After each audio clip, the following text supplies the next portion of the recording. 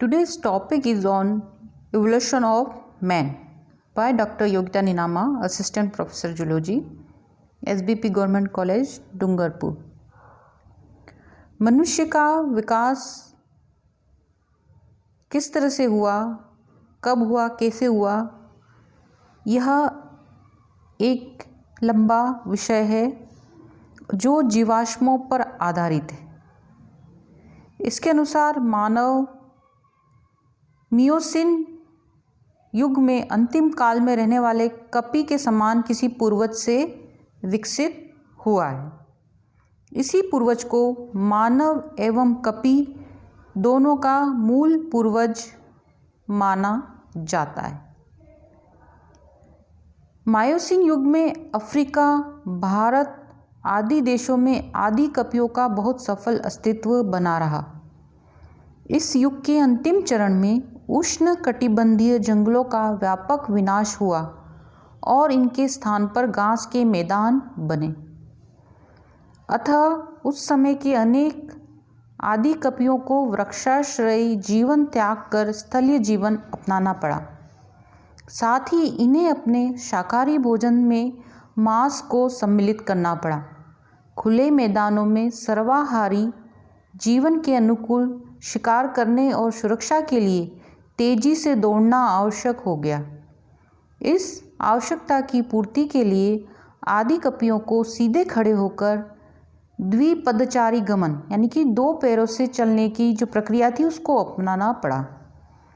तो द्विपदचारी गमन का सबसे महत्वपूर्ण लाभ हाथों से चलते थे उससे फ्री होके हाथ मुक्त हो गए चलने के कार्य से, और इस तरह से जो लक्षण था ये आदि कपियों से आदि होमिनिड पूर्वजों के उदय का मूल आधार बना।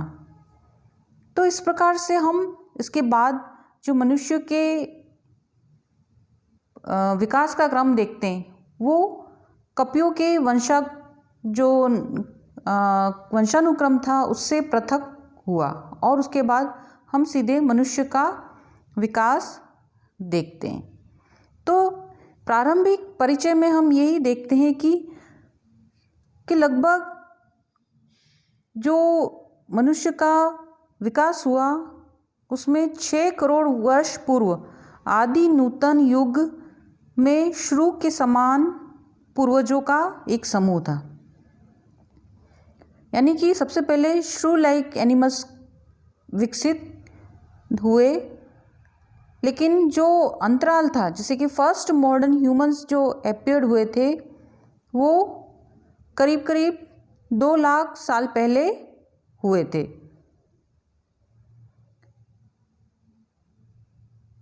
इसी तरह से जो श्रू लाइक एनिमल्स थे उसको हम कड़ी में देखेंगे, एक वंश क्रम की कड़ी है उसमें देखेंगे। तो उससे धीरे धीरे दूसरे जानवरों का विकास हुआ।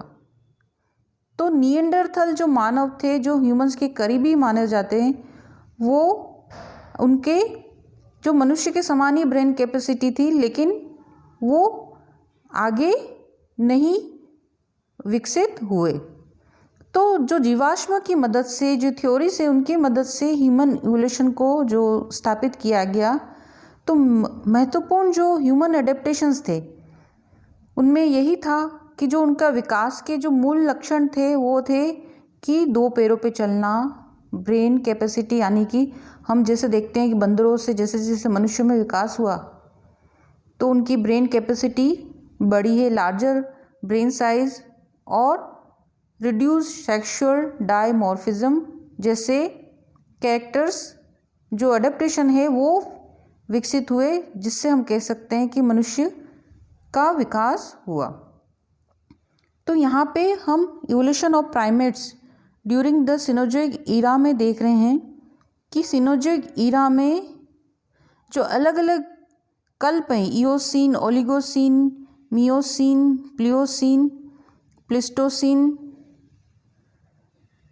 इनमें हम देखते हैं कि मनुष्य का अलग अलग विकास हुआ है। तो जो मेमल्स थे वो 85 मिलियन ईयर्स पहले विकसित हुए। यहाँ पे वेरियस डाइवर्जेंस यानी विभिन्नताएं हुई। एपीज, गिब्बन्स, ओरंगुटान्स, ये अलग अलग कपी श्रृंखलाएं थी। और उसके बाद होमिनी, जो मनुष्य का वंशक्रम शुरू हुआ 8 मिलियन ईयर्स एगो। और ह्यूमंस और चिम्प्स ये दोनों एक दूसरे से सेपरेट 7.5 मिलियन ईयर्स पहले हुए। तो हम देख रहे हैं कि ट्री श्रूज जैसे हम बात कर रहे थे, उसके बाद लीमर्स, पैरापिथेकस, प्रोपेलेपिथेकस, ड्रायोपिथेकस, उसके बाद प्रोकंसल, ओरियोपिथेकस, रामापिथेकस, ऑस्ट्रेलोपिथेकस, निएंडरथल, क्रो-मैग्नन और होमोसेपियंस। तो यहाँ पर जो कड़ी थी, यहाँ पे हम देखते हैं कि जिस तरह से ये कपी वंश था वो और मनुष्य वंश दोनों यहाँ पे अलग हो गए। यहाँ पे गोरिल्ला, चिंपांजी, ओरंगुटान, गिब्बन्स ये अलग कड़ी में फिर विकसित हुए। तो ये जो प्राइमेट्स का किस तरह से विकास हुआ है उसको दर्शाता है। यहाँ हम देखते हैं कि इवोल्यूशन ऑफ मॉडर्न मैन, कि आधुनिक मनुष्य का विकास कैसे हुआ। तो हम चित्रों की मदद से देखते हैं, जिसको हम विस्तृत रूप से भी पढ़ेंगे कि किस तरह से इनके जो लक्षण थे कि 2 पैरों पे चलना, इनकी क्रेनियल कैपेसिटी जिसमें दिख रहा है प्लियोपिथेकस, प्रोकंसल, ड्रायोपिथेकस, ओरियोपिथेकस। और धीरे धीरे जो विकास में हम देखेंगे कि जो मनुष्य है वो इरेक्ट रूप से चलना, सीधे चलना शुरू हुआ। शिकार करना, भोजन के लिए शिकार करना सीखना। इनके जो क्रेनियल कैपेसिटी हम देखेंगे, ब्रेन का भी हम आगे चित्र देखेंगे तो उनकी ब्रेन का भी विकास हुआ। तो इस तरह से हम कह सकते हैं कि जो बंदरों में जो एपी थे और ह्यूमंस थे वो उनमें धीरे धीरे विकास हुआ। तो हम ये कह सकते हैं कि हमारे मनुष्य के पूर्वज एपीज थे। तो इस तरह से हम देखते हैं कि जो पहले जो श्रूज हुए थे उसके बाद दूसरी शाखा लीमर्स टार्सियस की थी, तीसरी शाखा एंथ्रोपॉड्स की थी। तो तीसरी शाखा से ही 3 दिशाओं में जीवों का विकास हुआ, जिसमें नए विश्व के वानर आए, पुराने विश्व के वानर आए और तीसरी में मानव और कपी का विकास हुआ। तो यहाँ पे सबसे पहले जैसे हमने यहाँ देखा था कि प्रोप्लियोपिथेकस जो मनुष्य था वह 3 से 3.5 करोड़ वर्ष पूर्व ओलिगोसिन युग में प्रकट हुआ और इसके फॉसिल्स मिले, केवल जबड़े और दांत ही मिले। इसके बाद हम सीधे ड्रायोपिथेकस को देखते हैं, जो यहाँ पे ड्रायोपिथेकस युग में कपियों का एक अन्य वर्ग रहता था, जिसमें प्रोकंसल और चिंपैंजी से मिलता जुलता था। और जैसा कि हम चित्र में देख रहे हैं, कपी के समान होने के कारण इसके अग्रपाद और पश्चपाद जो थे उनमें अंतर था। अग्रपाद पश्चपादों की अपेक्षा छोटे थे। तो यहाँ पे प्रकट होता है कि मानव का विकास ड्रायोपिथेकस या इससे किसी निकट संबंधी से हुआ होगा। ये प्रारंभिक कड़ी के रूप में है। तो 1858 ईस्वी में इटली में कोयले की खान से जो कंकाल मिला उसको ओरियोपिथेकस नाम रखा गया और इसमें श्रोणि मेखला चौड़ी थी, दांत व जबड़े मानव के समान थे और चेहरा भी मनुष्य के समान था। तो ये ड्रायोपिथेकस अफ्रीका, चाइना और इंडिया यूरोप का माना जाता है। अगला आता है रामापिथेकस।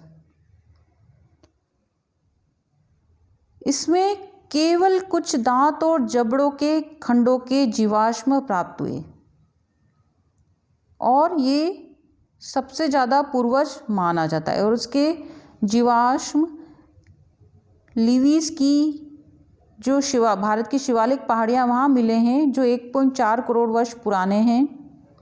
संभवतः यह पश्चपादों पर सीधे खड़े होकर चलते थे, जैसा चित्र में दिख रहा है कि ये सीधे खड़े होकर चलते थे और इनके जो दांत और जो जीवाश्म मिले उनसे उनके खाने पीने के व्यवहार का पता चलता है कि ये मनुष्य के समान थे।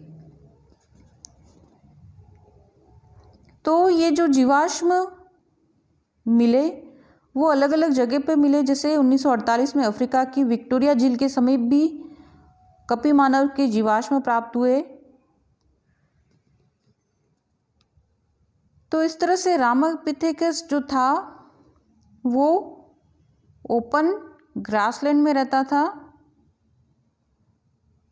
और उसका अडेप्टेशन उसके यहाँ पे जॉज, टूथ और इनेमल, शॉर्टर कैनाइस में था। अगला आता है पिथेकैंथ्रोपस मैन। पिथेकैंथ्रोपस जो मनुष्य था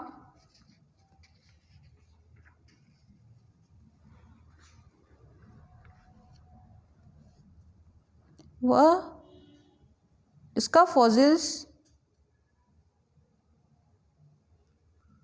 एक स्कल कैप के रूप में प्राप्त हुआ, एक थाई बोन के रूप में मिला और 2 मोलर टीथ मिले। इसकी क्रेनियल कैपेसिटी, इसका जो ब्रेन था उसको देखा गया तो उसमें 900 से 1000 सीसी तक क्रेनियल कैपेसिटी थी। और इसके अलावा उसकी जो फीचर्स थे वो फ्रंटल रीजन जो था उसमें क्रेनियल जो था वो लो था। इसके बाद बोनी ब्रो रिजस जो थी वो above the eyes, jaws strong थे और लार्ज थे, आगे की ओर निकले हुए थे। इसके अलावा ये सीधे खड़े होकर चलता था। तो पिथेकैंथ्रोपस के पास एक तरह से शिकार करने के औजार भी उपलब्ध थे। इसको जावा मैन या एपीमेन कहा जाता है और यह ट्रिनिल जावा में इसका फॉसिल्स मिला, जो डच फिजिशियन थे यूजीन ड्यूबोइस द्वारा इसकी खोज की गई थी 1891 में। अगला है सिनेंथ्रोपस मैन। इसको पैकिंग मानव कहा गया है। इसकी ब्रेन कैपेसिटी 850 से 1200 सीसी है। थिक क्रेनियल वॉल्स यानी मोटी क्रेनियल वॉल्स थी। आगे जो फोरहेड है वो दबा हुआ, low cranial dome, mandible chinless with massive canine teeth.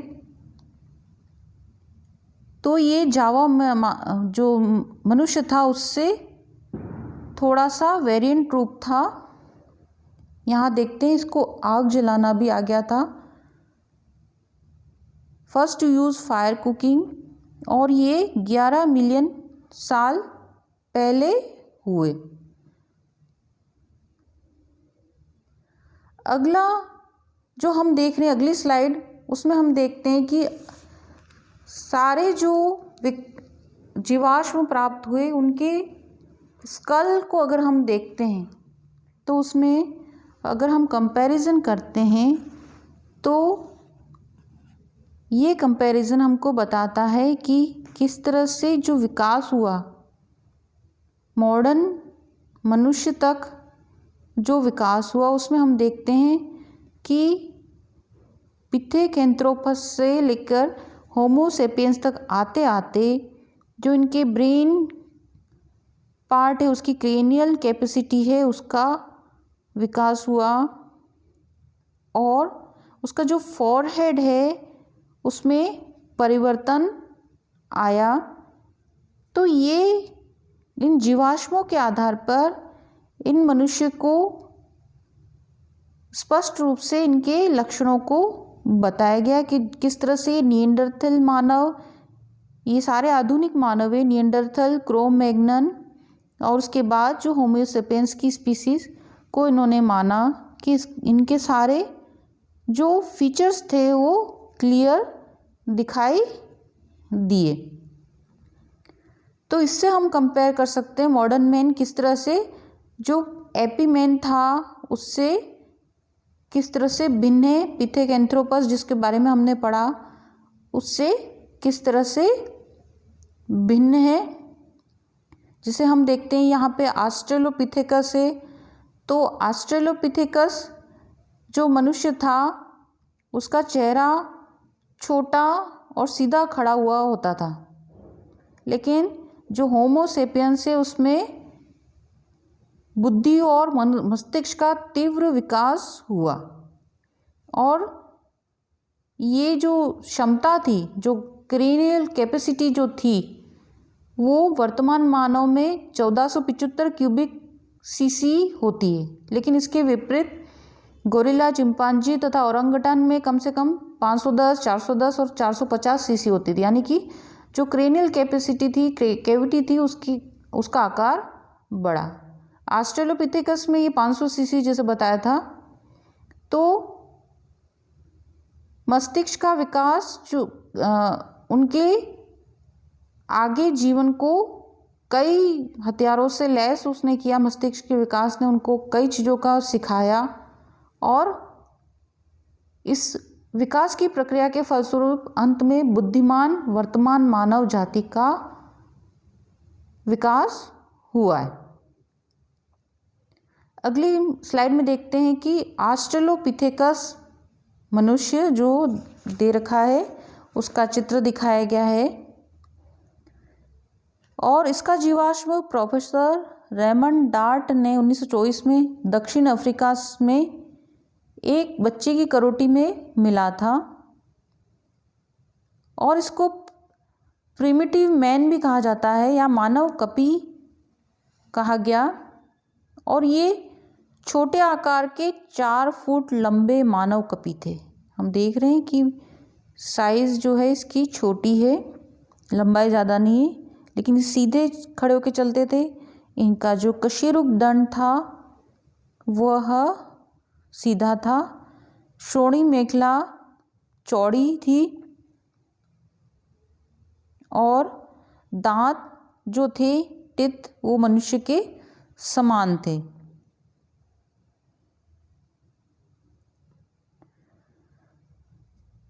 लेकिन इनके जबड़े और दांत जो थे वो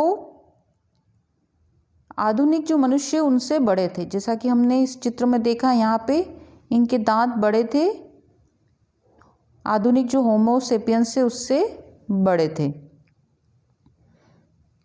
और इनके जो मस्तिष्क का आयतन था वो 450 से 600 सीसी थे, और ये पत्थरों के औजार बनाते थे। ये पत्थरों के औजार इनके पास होते थे।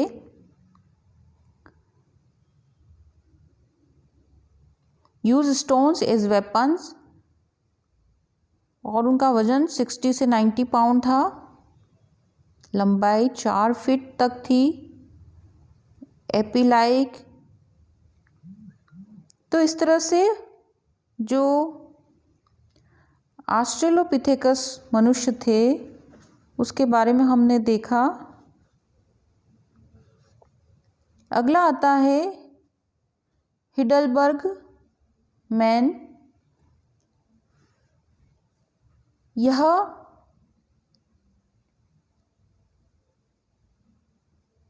जीवाश्म के रूप में 1907 में जर्मनी के हिडलबर्ग के निकट लगभग 10 लाख वर्ष पुरानी प्लीस्टोसिन की चट्टानों से दंतयुक्त निचले जबड़े के रूप में मिला। इसके लक्षण जावाकपी मानव से ही हैं। इसकी क्रेनियल कैपेसिटी 1300 सीसी तक हुई और जो चिन्ह था वो स्लोप, उसका झुकाव नीचे की तरफ था और टिट लगातार इसमें उपस्थित थे। विकास की अगली श्रृंखला में आता है निएंडरथल मानव। निएंडरथल मानव जो मिले, इसके जीवाश्म निएंडरथल घाटी में मिले और ये आधुनिक मानव की श्रेणी में आता है।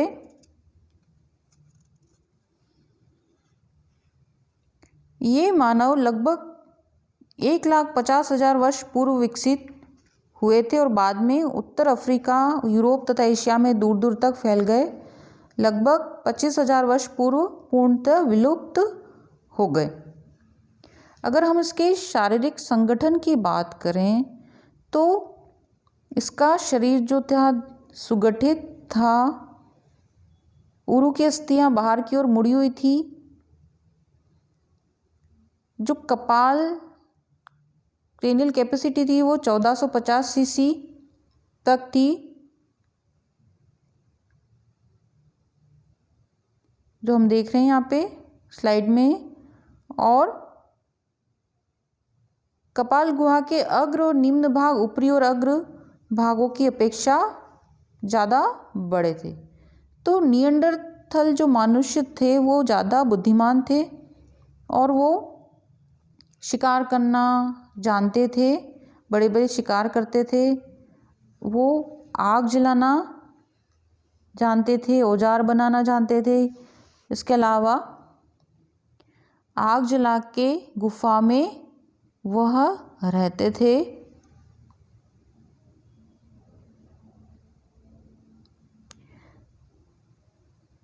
और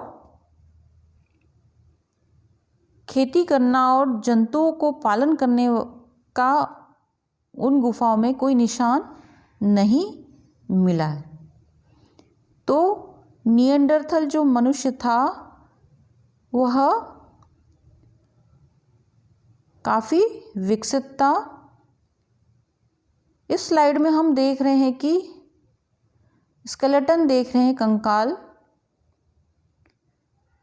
जो होमोसेपियंस मनुष्य है और निएंडरथल मनुष्य, उसके कंकाल को अगर हम देखेंगे तो हमको पता चलेगा कि किस तरह से जो आधुनिक मनुष्य था उसके कंकाल में बिल्कुल सीधे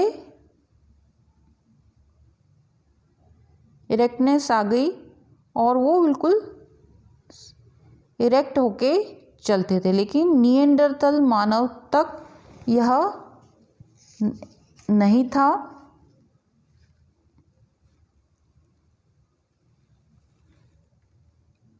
अगली स्लाइड में हम देखते हैं कि मनुष्य के विकास क्रम में जो मानव की कड़ी आती है उसको हम कहते हैं क्रो-मैग्नन मैन, और ये आधुनिक मानव का निकटतम संबंधी माना जाता है।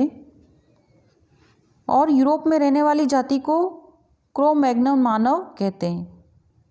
और जैसा कि हमने पहले देखा निएंडरथल मानव, उससे ये ज़्यादा विकसित थे। और क्रो-मैग्नन मानव लगभग 180 सेंटीमीटर लंबे थे और उनकी करोटी बड़ी, चेहरा चौड़ा, ललाट गोलाकार, नाक पतली और ठोड़ी उन्नत प्रकार की थी। भौहों पर उद्रेखा का अभाव था। कपाल गुहा का आयतन 1450 से 1500 सीसी था। तो जो यहाँ क्रेनियल कैपेसिटी है वो आधुनिक मनुष्य के जैसे इसमें हो गई। और ये शिकार करना बहुत अच्छी तरह से सीख गए थे। बड़े बड़े जंतुओं का शिकार करते थे, तेज़ी से चलते थे, गुफाओं में रहते थे और गुफाओं में चित्रकारी करते थे। धनुष, बाण, भाला इसका उपयोग करना जान गए। इसके बाद शरीर पर जानवरों की खाले या फिर उनके हाथी दांत आदि जेवरों को सजाते थे। हम देख रहे हैं चित्र में किस तरह से खाल को उन्होंने पहना हुआ है।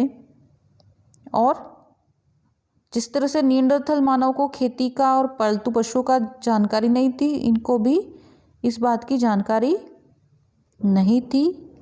तो जो भी चीज़ें थी वो उनकी गुफाओं पर अंकित मिली, प्राप्त हुई। उसी आधार पर क्रो-मैग्नन मानव की व्याख्या होती है।